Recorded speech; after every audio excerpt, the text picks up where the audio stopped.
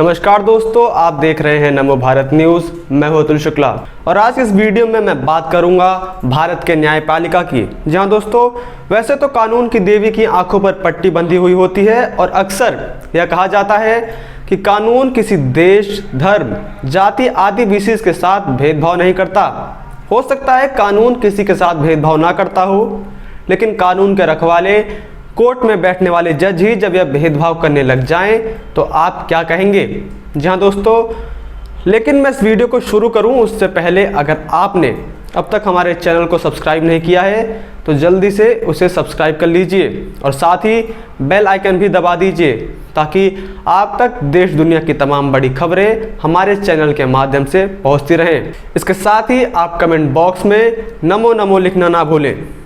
दोस्तों, शुक्रवार 16 अप्रैल को सुप्रीम कोर्ट के जज डीवाई चंद्रचूड़ ने सुनवाई के दौरान एक वकील से कहा कि वो रमजान के दौरान बिना पानी की एक बूंद भी पिए पूरे दिन उपवास करने की उनकी क्षमता की प्रशंसा करते हैं। इसके बाद जस्टिस चंद्रचूड़ ने वकील को राहत देते हुए सुनवाई को स्थगित कर दिया। वहीं दूसरी तरफ सुप्रीम कोर्ट के दूसरे जज रोहिंटन नरीमन ने वेदों पर अपमानजनक टिप्पणी करते हुए नजर आए। आपको बता दूं कि जस्टिस डीवाई चंद्रचूड़ और जस्टिस एम.आर. शाह की पीठ इलाहाबाद उच्च न्यायालय के 29 नवंबर 2019 के निर्णय के विरुद्ध दाखिल स्पेशल लीव पिटीशन पर सुनवाई कर रही थी। उच्च न्यायालय के इस निर्णय में याचिकाकर्ता को हत्या का दोषी ठहराया गया था और उसे उम्र कैद की सजा दी गई थी। याचिकाकर्ता के वकील ने पीठ से समय मांगते हुए कहा, रमजान चल रहा है और कोविड-19 का संकट भी है। क्या आप कृपया रमजान के बाद इस मामले को सूचीबद्ध कर सकते हैं? जिसके बाद जस्टिस डीवाई चंद्रचूड़ ने सुनवाई को स्थगित कर दिया। मौजूदा जानकारी के अनुसार वकील के निवेदन पर जस्टिस डीवाई चंद्रचूड़ ने कहा, आई एम सॉरी, आप पहले ही बता देते तो हम मामले को स्थगित कर सकते थे। आप कृपया जाइए और आराम करिए। मैं बिना पानी की एक बूंद भी पिए पूरे दिन उपवास रखने की क्षमता की प्रशंसा करता हूं। वैसे आपको बता दूं, जहां एक तरफ रमजान का व्रत रखने के लिए इन लोगों की तारीफ हो रही है, वहीं दूसरी तरफ जब मोदी और योगी नवरात्रे का व्रत रखते हैं तो सोशल मीडिया पर उनके ऊपर जोक्स बनाए जाते हैं, उनकी आस्था का मजाक उड़ाया जाता है। इसके बाद जस्टिस डीवाई चंद्रचूड़ की पीठ ने याचिकाकर्ता के वकील को राहत देते हुए एसएलपी पर हो रही सुनवाई को स्थगित कर दिया और एसएलपी पर आगामी सुनवाई के लिए 10 मई 2021 की तारीख को सूचीबद्ध कर दिया। वहीं दूसरी तरफ सुप्रीम कोर्ट के जज न्यायमूर्ति नरीमन ने 16 अप्रैल को 26वें न्यायमूर्ति सुनंदा भंडारे श्रीमती व्याख्यान के दौरान ऋग्वेद का उदाहरण देते हुए सनातन परंपरा में महिलाओं की प्रतिष्ठा के संबंध में विवादास्पद टिप्पणी की थी। न्यायमूर्ति नरीमन ने अपने व्याख्यान में विश्व भर की महिलाओं के इतिहास के बारे में बोलते हुए कहा था, ऋग्वेद का कहना है कि महिलाओं के साथ स्थायी दोस्ती ना करें क्योंकि वह हाइना की तरह रहेंगी। जिसके बाद वर्ल्ड हिंदू फाउंडेशन ने न्यायमूर्ति को माफी मांगने को कहा है। वर्ल्ड हिंदू फाउंडेशन के संस्थापक स्वामी विज्ञानंद ने उच्चतम न्यायालय के न्यायाधीश रोहिंटन नरीमन द्वारा ऋग्वेद को लेकर की गई टिप्पणियों को तथ्यात्मक रूप से गलत एवं अपमानजनक बताते हुए कहा कि उनकी टिप्पणियों से विश्व के 1.2 अरब हिंदुओं की भावनाएं आहत हुई हैं।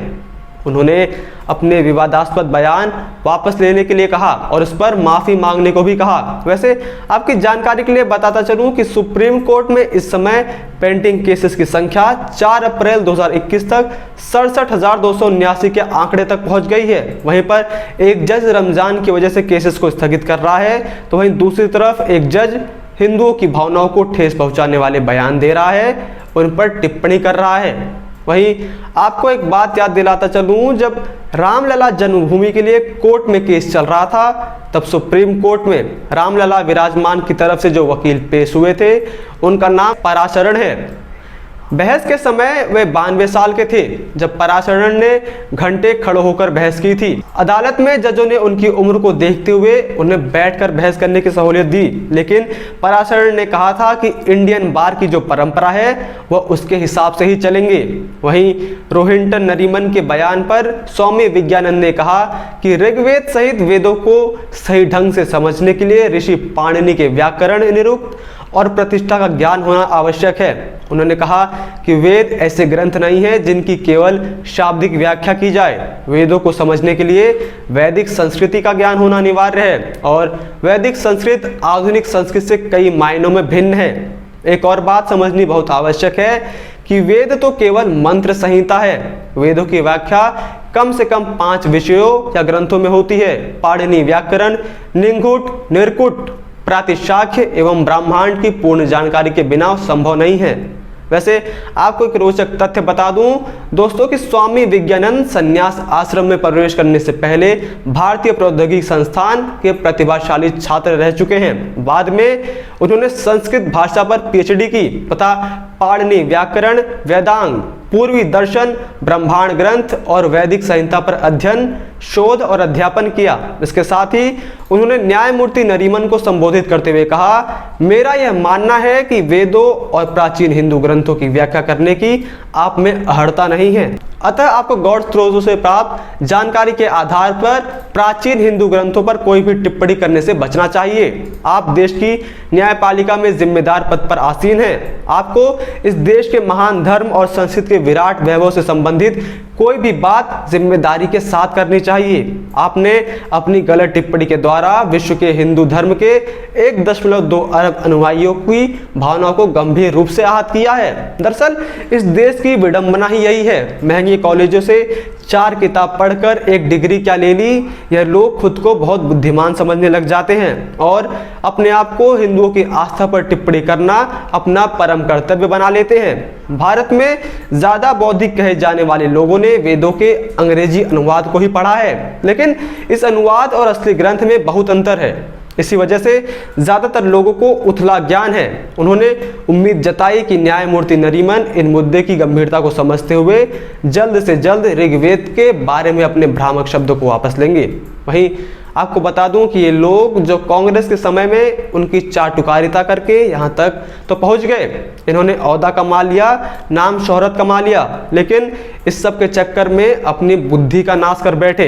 यही वजह है कि भले ही आज कांग्रेस सत्ता में ना हो, लेकिन उनकी रोटी के टुकड़ों पर पलने वाले लोग आज भी उनके वफादार हैं। आज भी ये लोग कांग्रेस की बोली बोलते हैं।